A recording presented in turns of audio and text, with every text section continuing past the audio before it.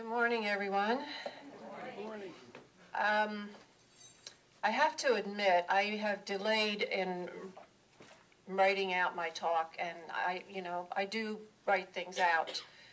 But when I finished with it last night, I read it through, and I put it aside for this morning, and I read it again, and I said, well, pardon the expression, oh, this is crap. So I'm going to take parts of it because there were several things that struck me when I was doing some reading and some research, and so I want to share that with you today. I think most of you know that we have a community garden, right? Okay. The community garden is still waiting for our seeds. So I want to just kind of retitle this talk about we're planting seeds of hope and harvesting justice, as well as vegetables, I hope, next year.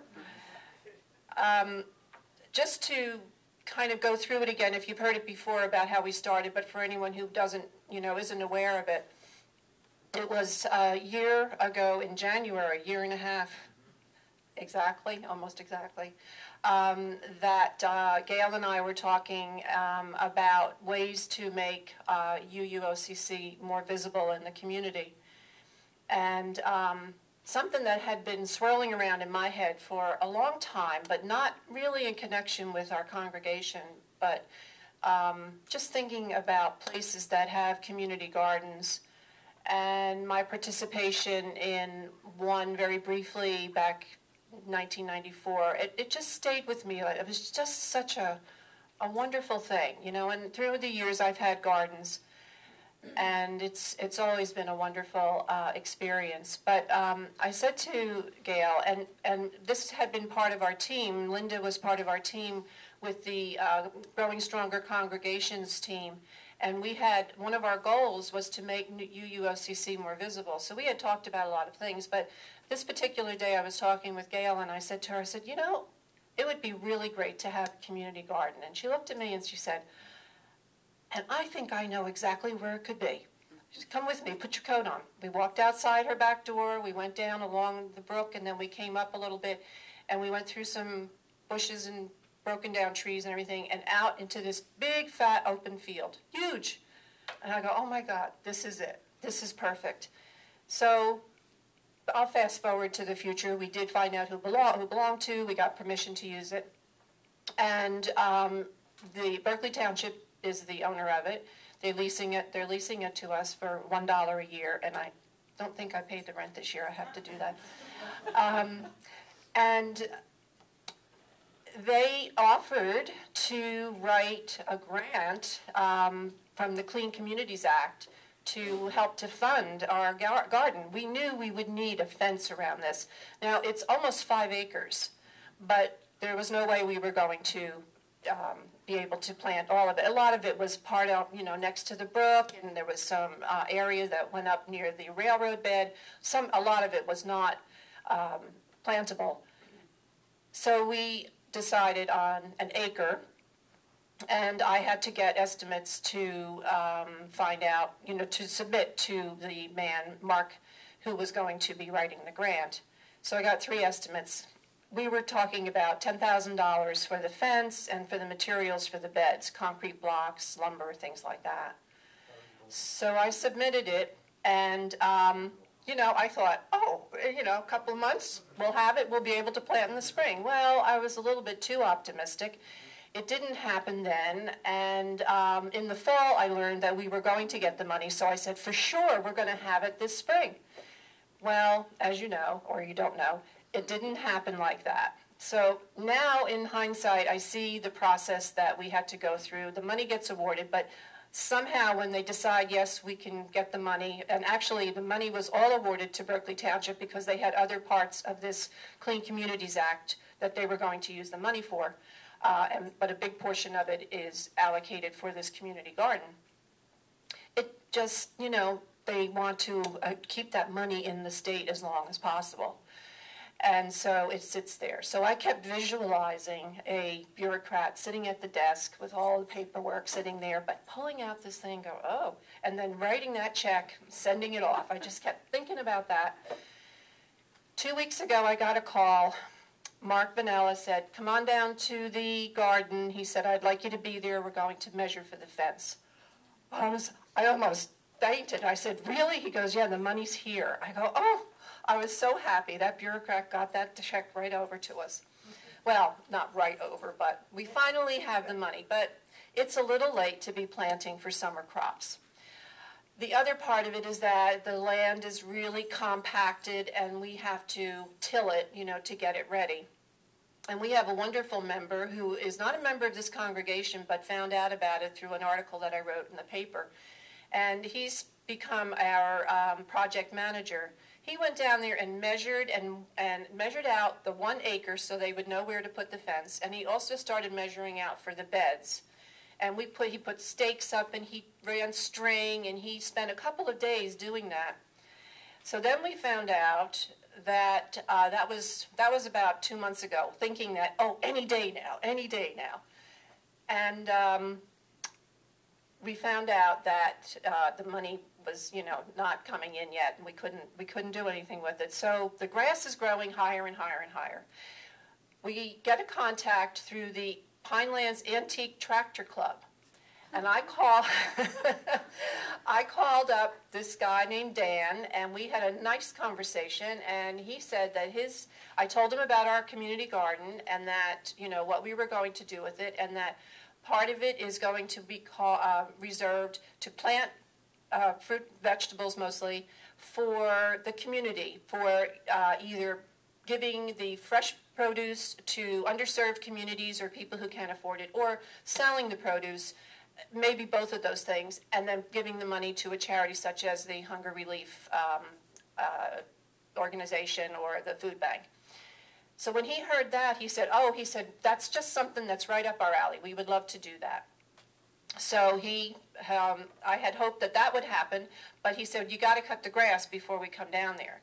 So, of course, we don't have any lawnmowers. We don't own, people have individual lawnmowers, but our community garden doesn't own a lawnmower or a tractor or anything like that. So I called Berkeley Township and asked them to mow, and I said, but we've got some beds staked out. And they go, well, put down signs wherever you want them to use a hand mower, and they'll come down with the hand mower. So I did that. Well, the following week, Bob went down, he called me up, he said, Bonnie, you're not going to believe this. He said, they didn't mow any of the other grass, and they mowed down all your signs, all the stakes, all of the markings for the beds. Well, I just got to think, there's got to be a reason for all of this. And sure enough, it was because the fence wasn't ready yet. So it just wasn't going to matter.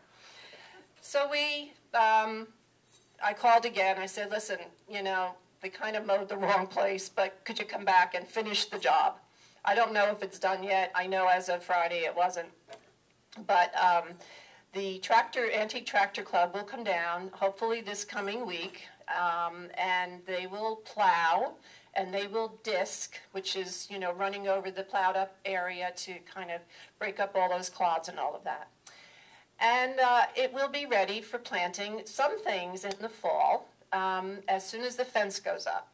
And then we will have the beds. So the money is there. The fence people have been contacted. They've been measured. So I expect it any day now, but I'm not holding my breath. And I just have to say, I learned an awful lot about patience this year. And I don't consider myself a really impatient person. I'm impatient with myself more than with other people, but I tend to think too far sometimes into the future about what can be, and then I get a little bit upset when it doesn't happen. So this last year and a half has been a wonderful experience in learning to not project into the future, but I can envision something and then just say, well, whatever happens, happens. And that's pretty much become my motto. And, I feel much more relaxed about that. I wanted to tell you that someone gave me some information that came from the New Jersey Department of Agriculture about a resolution that they passed last year in February of 2013 about horticultural therapy. And I thought, I could really use some of that.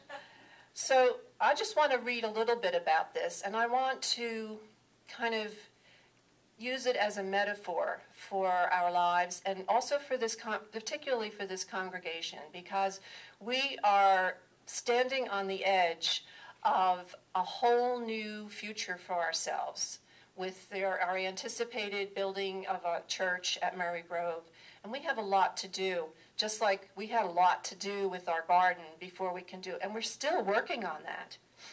So the New Jersey Department of Agriculture, it serves the entire agricultural and horticultural industry in the state. And it promotes the growing, selling, purchasing, and consumption of locally grown food and plant materials. They advocate for healthy consumption of locally grown food, fiber, and plant material, and healthy and nutritional meals, and they promote outdoor recreational activities for all residents in New Jersey. So they have quite a large scope of responsibility. They recognize that people benefit from plants passively and actively. So just looking at a plant can be beneficial. And that no one should be denied the benefits of working with, growing, and harvesting plants. And the benefits of people and plant connections and interactions can be realized and achieved through active participation in the garden or through passive participation in it, or visiting garden spaces. And horticultural therapy is recognized as a practical and viable treatment for which uses plants and customizing garden activities. It is used in the effects on people who have physical disabilities, as well as mental disabilities, emotional disabilities. It's therapeutic, it's vocational, it's a wellness program. Believe it or not, the horticultural therapy has been around since the 18th century. Dr. Benjamin Rush, who was one of the signers of the Declaration of Independence and what they call the father of modern psychiatry. I didn't know that. I think Freud must have, he didn't know that either.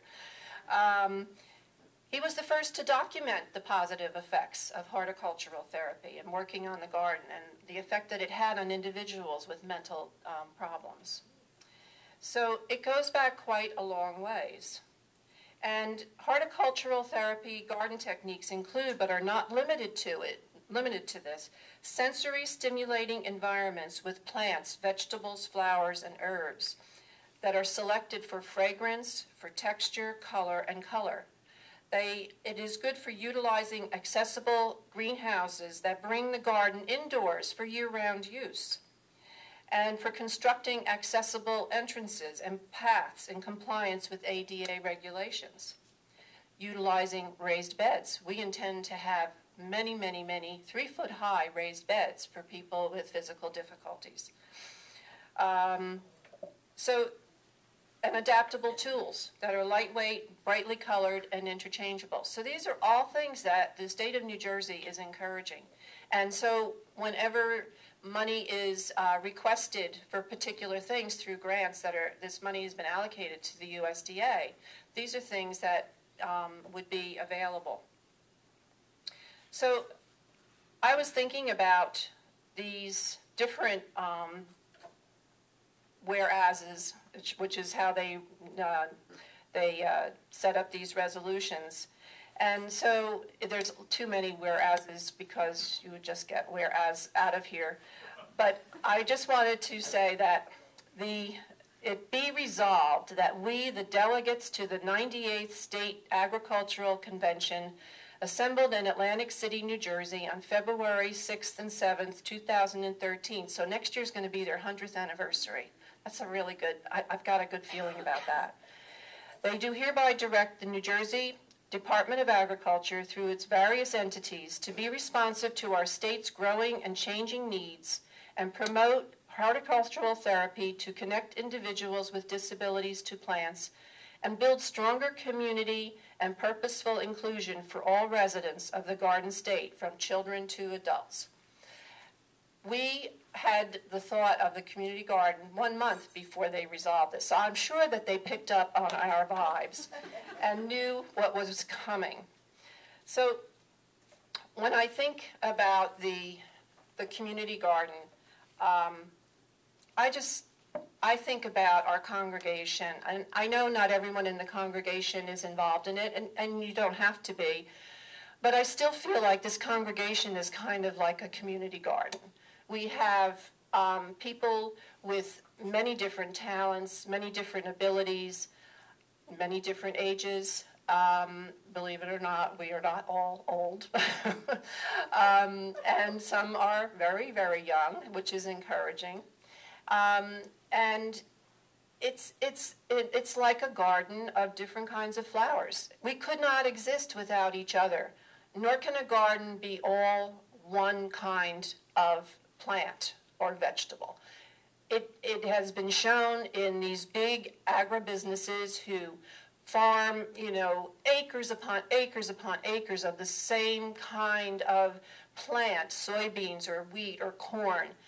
It destroys the environment. It ultimately leaves it barren and wasteful. Not to mention that agribusinesses, when it's concentrated in the hands of just a few people and corporations who are considered to be people today,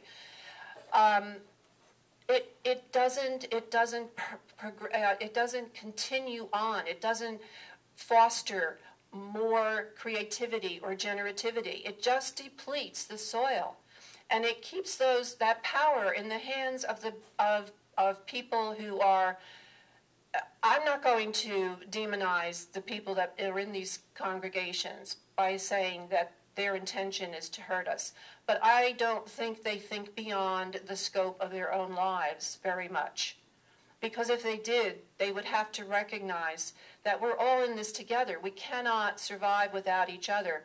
And the way that they do agribusiness today, and many other businesses too, is just not going to survive. It's already beginning to crumble. More and more people are putting in gardens. More and more people are starting community gardens. This is a revolution, and it's coming literally from the ground up. That's the way it should be. So as we are a congregation, we have to get down to our ground also. What kind of roots have we put down? What kind of roots can we hold on to when we move from this place to a new church? What kind of roots do we have that we're going to be able to sustain the ups and downs of the future of the next few years before we get to Murray Grove? We'll hear a lot more later about our report, our discussions with Murray Grove. Frank Kowalczyk has been just fantastic in keeping us on track, organized, keeping us in discussions with Murray Grove, and you're going to hear a lot more about that later on. But you know, we have some target dates that we'd like to be able to meet, but we have to be able to sustain what we have here right now. Just as when we get started planting in our community garden, we have to be able to sustain what is there and keep it going for future generations.